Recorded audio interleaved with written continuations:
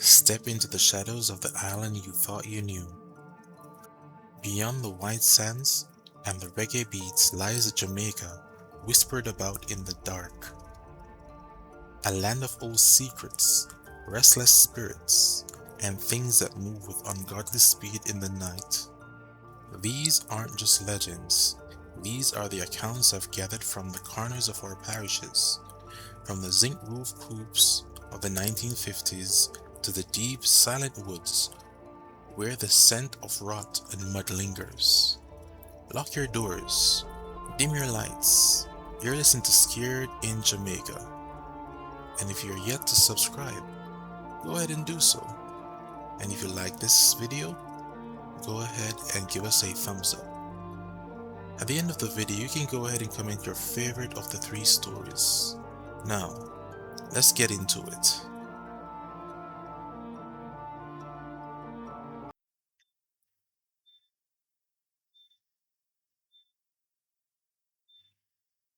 This happened to me back in 2015. I was 19 years old, working at a call center over by the Montego Bay free zone. The pay wasn't great, but I wasn't getting along with my mother at this time, so I decided to head out on my own. I started searching for affordable apartments near town, Bogue or Catherine Hall, because they were the closest to work. But Bogue was too expensive, and Catherine Hall was full. I eventually settled for an apartment in Cornwall Courts. I wasn't too far from town, so it was the next best option. I viewed the apartment on a Tuesday and moved in that Friday. I didn't know then the dread that was in that apartment waiting for me. The first Friday morning, I woke up exactly 3 a.m.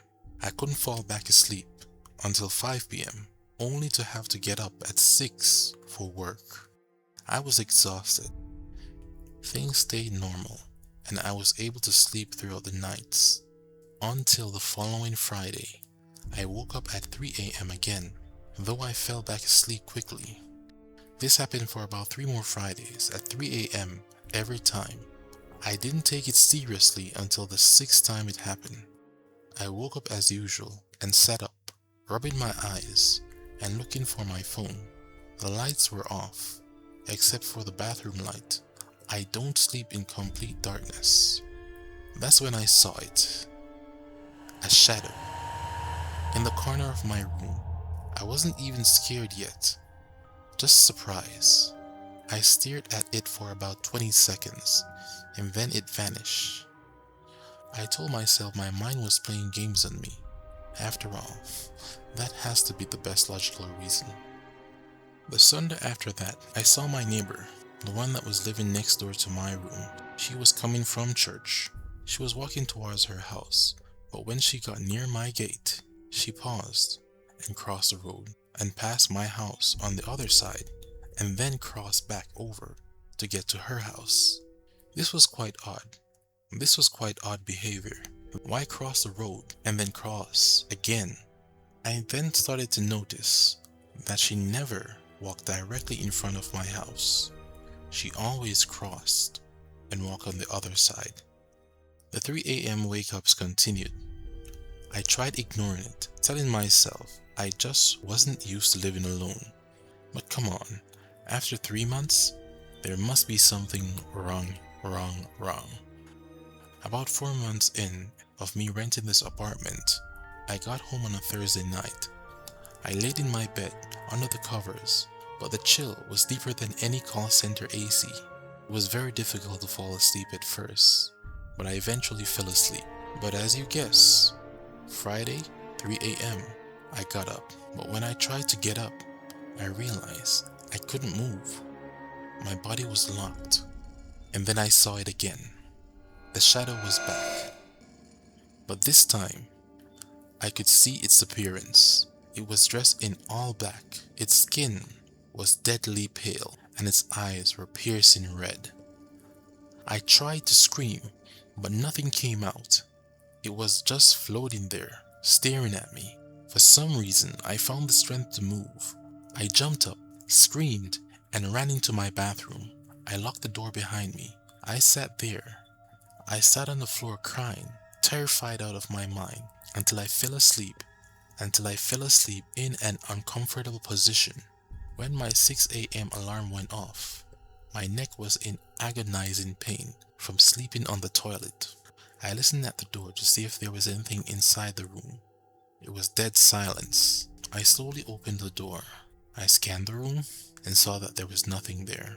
That day I called in sick to work and called my mother right after. We were on speaking terms again, and she didn't hesitate. She showed up the same day with my uncle's van and moved me back right into her home. I told the landlord that I was out of the agreement and I wouldn't stay another night. He could keep the deposit if he wanted to. A year later, I ran into the neighbor, the one that kept crossing when she reached my apartment building. I asked her why she used to avoid walking in front of my house. She was a bit hesitant at first, but since I wasn't living there anymore, she decided to tell me. 2 years before I moved in, a chopper, the Jamaican word for a scammer, had rented that same room. He drove an expensive car and looked the part of a scammer. Her room was right beside mine, so when she looked out the window, she could see into my room sometimes. She could see into my room if there was no curtains there.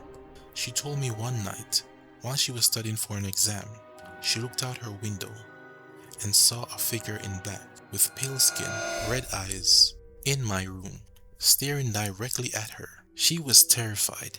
She then closed her curtains, and she has never opened them again since then, and that is the reason why she avoided our house. She also mentioned that while the scammer was living there, she could smell bird droppings coming from over my room. And then she went on to tell me something even more terrifying.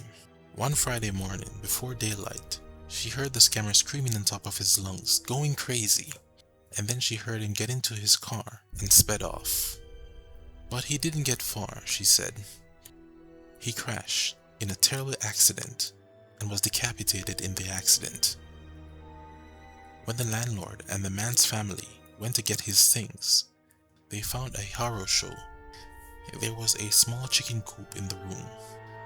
Blood and dead chickens and pigeons scattered everywhere alongside burnt out candles. The man had been doing sacrifice and forbidden practices right there where I was sleeping.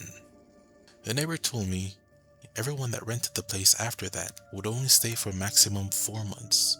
Always on a Friday, they would leave and never come back. I asked why she didn't tell me or why she didn't warn me about it. She just replied, "I'm not going to mix myself in no dopey situation, especially when a dopey lived next door to me." I couldn't blame her. Just be careful, folks. You never know who lived in the space that you now occupy, or what kind of darkness they may have left behind.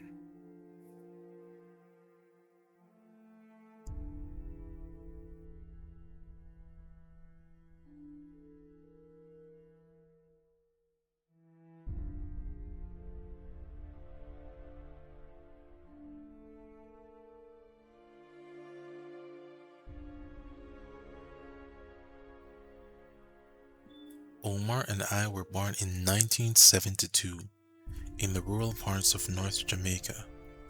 We lived in the same community, not too far from each other, and became best friends in primary school. If I was in a fight, you could guarantee that he was in it too. And if he was in a fight, I was right there beside him. We went everywhere together. If you only saw one of us, you could be sure that the other wasn't too far behind. We graduated from high school in 1989, and we both got jobs at a hotel near the coast. Every week, we would go out around town, but after 2 years, things changed. Omar's father, who had left when we were in primary school for a working opportunity in the USA and eventually got married there, filed for him to come over to the USA to live with him in Miami, Florida. Omar left for the USA. About 2 months later, his grandmother, who had raised him, gave me a letter from him. That's how we started writing each other. 5 years went by and Omar came to visit for Christmas. He brought a barrel of goodies from America and I got my first Nike shoes I ever wore. We hit the clubs on weekends. It felt as if he had never left. It seemed Omar was doing well for himself, working at a factory over in the States. Omar left the day after New Year's Day. I called him soon after on the payphone the hotel I worked at had installed. About 4 months later, I received a letter from Omar with $150. This was a shock. Usually, he'd send $1 or two in a letter, but this was far more. He told me he was promoted and was making far more money. I congratulated my friend. I even heard his grandmother boasting to her neighbors how well Omar was doing. Every month after that, I received a letter with $150. Christmas time came again, and Omar made his return, this time with even more barrels of goodies. I got myself about 5 pairs of shoes, 10 shirts. 2 of those shirts I still have to this day and have never worn. There were also pants and foodstuff and cool little trinkets. And I got a nice gold chain that had my first initial, the letter R, as a pendant. We went out every night, and on weekends, we spent it at a nice upper-class hotel with some fine ladies. We drank and partied a lot, and my friend Omar was sparing no cash. In fact, he was giving it away, that I had to intervene a few times. He stayed for about a week and a half, and then he went back to the USA. I wouldn't have to wait long to see my friend again, however. This time, I would see him for the very final time. He came back in February, to everyone's surprise. He didn't bring anything this time, but I didn't mind. I was just happy to hang out with my friend. We spent that weekend going to the river, picking mangoes, and bird hunting, with catapults of course, just like we did as kids, and this was requested by him. It was almost like he was trying to relive his childhood. At night, we would hit the clubs, but I couldn't help wonder if his work had given him more days off. But he assured me that he was given time off just to breeze out a bit. On the 8th day, we were walking to his grandmother's house and noticed 2 cars parked in the yard. They looked like rentals. Omar stopped in his tracks. A puzzled look came over his face. I had to ask him that moment, "Everything cool, Omar?" He smiled and said, "Everything cool, man, everything cool." We saw 4 white-looking men, cleanly dressed, talking to his grandmother. Omar looked like he saw a ghost but tried to play it off. As we approached, 3 other men came out of one of the cars. I knew something was wrong based on Omar's demeanor. I whispered to him, "We can deal with them, you know. I can go and get some of the guys from the community and make all this trouble go away. 'Cause we don't want no trouble." But he reassured me, "Just cool, no, man. Everything cool, man. I just some friends from overseas. I just some people me know from overseas. Everything cool, man." When his grandmother noticed him, she said, "Look, Omar, your friends from foreign come to see you." Omar went to the side to talk with these men for about 20 minutes. They were speaking Spanish at times, and then English. Omar appeared to be pleading his case, but I couldn't hear what was being said. When they were done, he hugged his grandmother and said, "I'll be right back." Then he came over to me, fist bumped me, and said, "I'll be right back, my friend." I then whispered to him, "You sure you don't want me to get some guys from the community?" Something just felt off about the whole experience, but once again, he reassured me that everything was okay. He left in one of the cars with the 7 men. I never heard from or saw my friend again. A few days later, Omar's father reported him missing in Miami. It turned out 3 days after Omar left with those men, he called his father in Miami, who didn't even know he had left for Jamaica. Omar told him he was in Florida and would see him soon. After that, silence. Nobody heard from Omar again. Omar's father went and made a missing person report. The police got involved, and they gathered that he had spent 9 days in Jamaica before returning, apparently traveling alone on the flight back. A month later, Omar's father went to get his haircut at his barber shop. His barber, of Afro-Latino descent, knew his son was missing. The barber said that 3 weeks prior, 3 Colombian clients of his, believed to be substance dealers, came in. They were making fun of someone in distress to be exact, mocking him and using terms such as "Lord have mercy" and "Do me I beg you," albeit not in the same Jamaican accent, but those were definitely words that Jamaicans are typically using. The barber said that he would try to get some more details. About a month later, when Omar's father returned back to the barber shop to get a haircut, the barber confirmed these details. A Jamaican man had stolen from these men and ran away. However, they were able to track him down and they got rid of him. The barber believed Omar was likely tied up, suspended from the ground, tortured, unalived, and his body dismembered and thrown either into the sea or it was flushed down into the sewers. Omar's father had noticed Omar's lavish lifestyle over the past year before he went missing and had warned him not to get caught up in illegal activities. When I heard this, my heart broke. I could have protected my friend. There's no way those men would have been able to take my friend if I had known that that was going to be the outcome. He assured me, but I knew something was wrong. I lived with this guilt for almost 30 years. But to end on a more uplifting note, about a year after his disappearance, a young lady showed up at Omar's father's workplace, claiming she had a son by Omar. And recently, I was able to meet this son almost 30 years later. He is a splitting image of Omar. Seeing him in person is like seeing a ghost.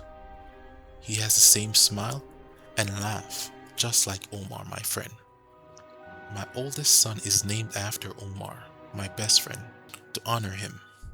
Telling this story is my way of keeping the memory of my friend, Omar, after more than 30 years.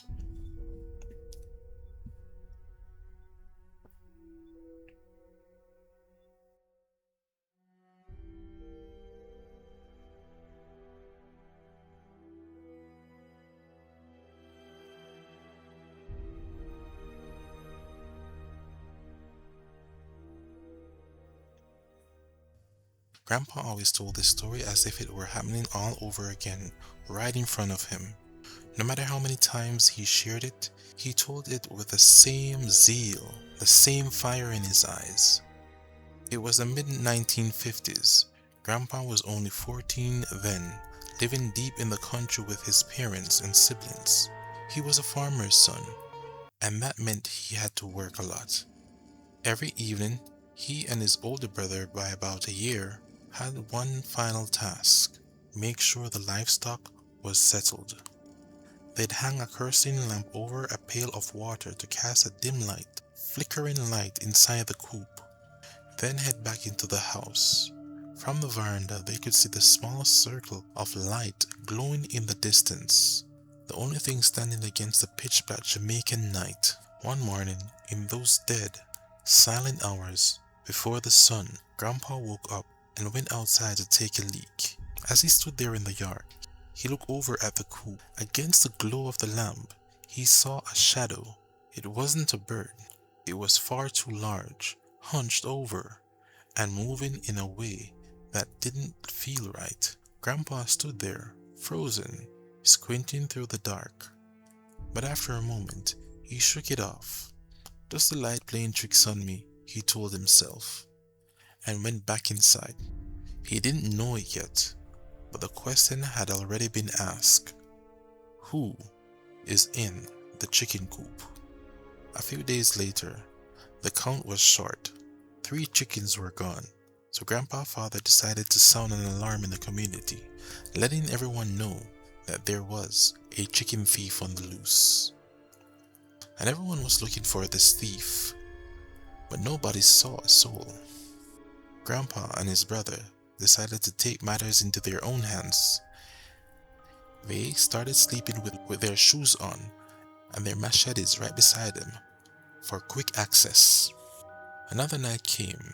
His brother shook him awake and whispered, "Somebody there in our kitchen coop."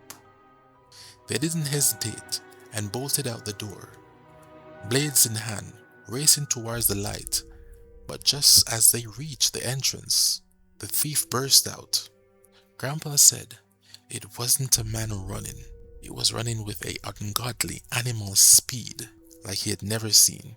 And Grandpa was no slouch. He was the fastest boy in the whole community, a real sprinter. But this person left him behind in the dusk before he could even close the gap. They decided they needed to be even closer to the coop. They built a small shack out of wood and zinc right next to the coop. On the 4th night of sleeping out in the new shack, guarding the chicken coop, the chickens screamed. Grandpa's brother lounged up and was the first one to grab the thief. Being that they were so close to the chicken coop, the person wasn't able to get out before noticing them. They hit the dirt in a wild scramble.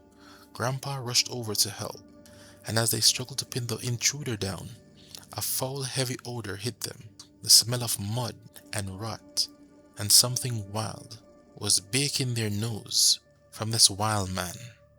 It took everything they had to subdue him, but they eventually did. They tied him to the tree and waited for the morning light. When the sun finally rose, the thief was revealed. It was a boy, around the same age as Grandpa, naked, skeletal-like, and covered in years of filth. His nails were like claws, his hair a matted mess, and his eyes darted around like a trapped animal. He thrashed and bit at the air, his skin bruising against the ropes. When Grandpa's mother saw this boy, she gasped. "Him look like I wanna Miss Cherry son them," she whispered. Miss Cherry had 6 boys, but 6 years ago, her youngest son, Jacob, who struggled with his mental health, while she was washing clothes at the river, they thought he had drowned. They thought he was gone forever. When Miss Cherry arrived, she let out a cry of pure shock. "Yes, it's my son Jacob. Me did think him really did dead." The wildness seemed to leave the boy for a moment, and he grew calm under her touch, realizing that this was his long-lost mother. She was able to give him a bath, washing away the evidence of the bush, to tend to some business she had planned for that day. As soon as she was gone, the boy, realizing that he was no longer tied down, he bolted. He didn't run for the road. He headed straight back into the deep forest with that same impossible, unhuman speed. They searched for days, but Jacob was nowhere to be found. He was gone. The chickens stopped going missing after that. The yard stayed quiet, but to this day, when the wind howls through the trees at night, the people in the community still look towards their coop and remember that boy.